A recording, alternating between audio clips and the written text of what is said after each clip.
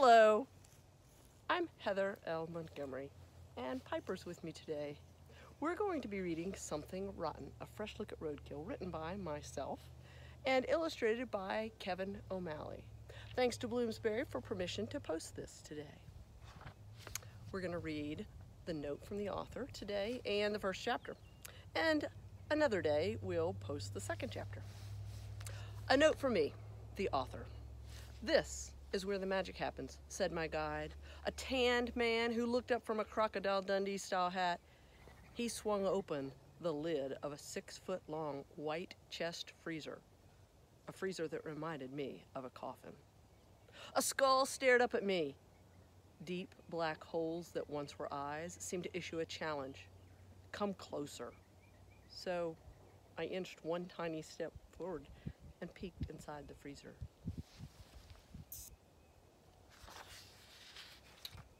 Rotting body parts lay in a jumble. A rib cage half covered in decaying skin. Vertebrae. Oh, this book has footnotes. The vertebrae footnote says, spines that form a backbone. Vertebrae lying on their side, looking like warped crossbones, a flat bone the shape of a butterfly. Footnote. A sacrum. The bone at the base of your spine to which the tailbone is attached. Reach round to the base of your back and feel yours, sitting between two hard bumps on the left and the right. The bones weren't human. The bones weren't chicken or ham or beef, what you'd expect to find in a freezer. The bones were from various small animals, and they filled plastic bins, open egg cartons, and orange cafeteria trays. A miniature body, now just a cluster of calcium. You know, calcium's the stuff you get from milk to make your bones strong. A cluster of calcium nestled into 1 cup of an egg carton. The tidy line of its spine, the C-shaped noodles that must be ribs, the teeny tiny rodent skull. Footnote. The teeth showed that the skeleton belonged to a rodent. Rodent jaws have 2 big flat incisors, front teeth like a beaver's, for gnawing, a space with no teeth, and then flat molars, which are good for grinding up grain or other plant material. Back to the main text. The bones were the reason I had hopped in my car and driven across my home state of Alabama to interview this scientist, David Laurencio. The bones, which were mostly from roadkill, were the root of my burning question. How do you use roadkill? It might sound like an odd question, but when my curiosity takes a hold, it takes over. And on the topic of roadkill, I was way beyond curious. I was obsessed. Every dead animal along the road stirred up questions. What actually happened to those animals? Does anyone ever pick them up? If so, what do they do with them? Why did the chicken, fox, deer try to cross the road in the first place? And what if an animal is injured but not killed? How many animals are killed by vehicles every year? And why aren't we doing something about it? My fluffy yellow dog, Piper, is my travel companion, and so she hears lots and lots and lots of questions. I wonder if she has questions too. I didn't want to be asking those questions. The topic was too sad, too tragic, too disgusting to think about for very long. But I had been pulling my car off the road to peer at poor dead bodies for years. Does my degree in biology give me an excuse for that? I mean, the death of those wild animals was depressing, but their bodies were fascinating.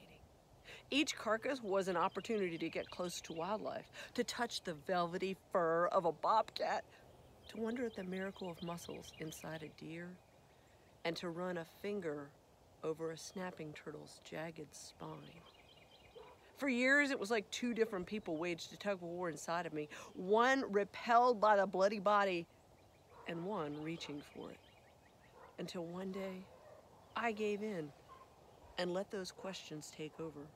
That is why I was visiting David's lab. It was a library of dead bodies. David is the collections manager of tetrapods. Footnote, tetra equals 4, pod equals foot. David handles anything with 4 limbs: bobcats, otters, snakes. Wait, snakes? Many snake fossils have 2 legs. Modern pythons grow leg bones when they are still in the shell, but the bones stop growing and become little spurs as the snake matures. But when a scientist found a 4-legged fossil and called it a snake, even other scientists said, "Wait, what? Is it a snake?" That's still up for debate, but snakes are considered tetrapods because they came from ancient lizards. Back to the text. David is a collections manager of tetrapods for Auburn University's Museum of Natural History. He took me to see this warm freezer where he turned corpses into skeletal specimens that wouldn't stink, rot, or get munched. You might be wondering why the freezer was warm. David had his reasons. I'll tell you those, and about 1,000 or other things, and the bugs crawling all over the skeletons in chapter 2. Visiting with David, I realized something. There are other people just as intrigued by this topic. Others who find productive uses for those dead bodies.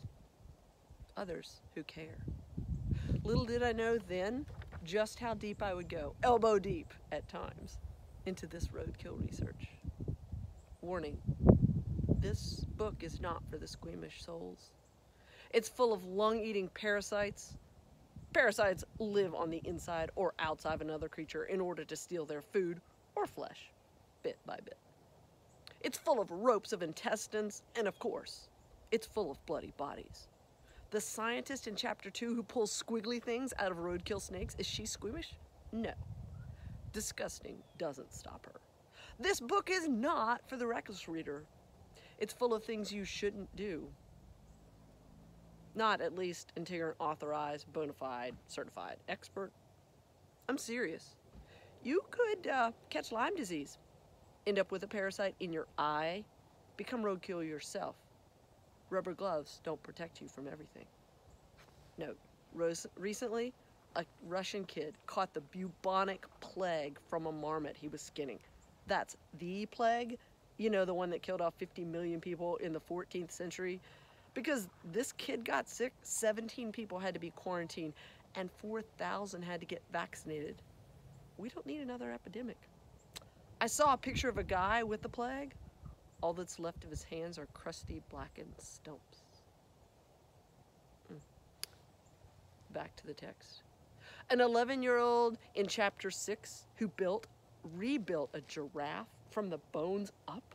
Yes, he's got years of experience, his parents' support, and if he lived in the U.S., he'd likely need a government permit. Note, it might seem odd that you need a permit to remove the stinking carcass from the side of the road. Many places require it for certain animals. Some require it for all roadkill. The U.S. Migratory Bird Treaty Act of 1918 makes it unlawful to possess parts, including feathers, of most birds. Back when the act was created, thousands of birds were being killed for feathers and for hats, so it made sense once upon a time. Back to the book. This book is not for the tender-hearted. It's full of death, decay, and decomposition. And it's full of tragedy.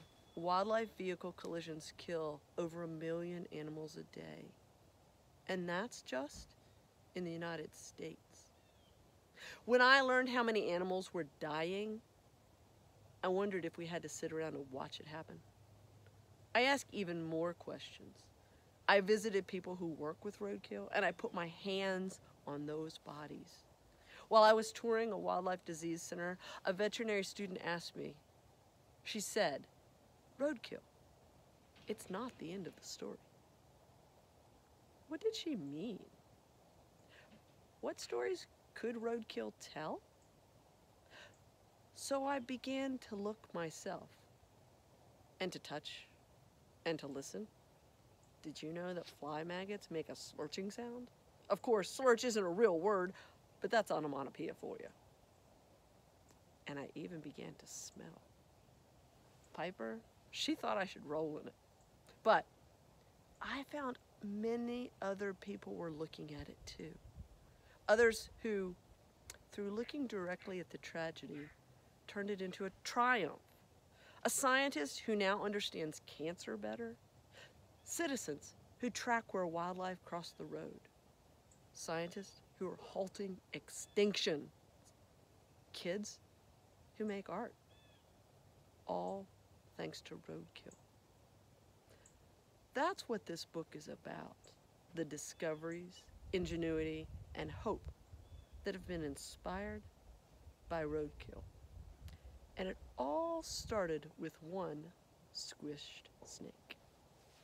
Dun, dun, dun. See you tomorrow for chapter 1.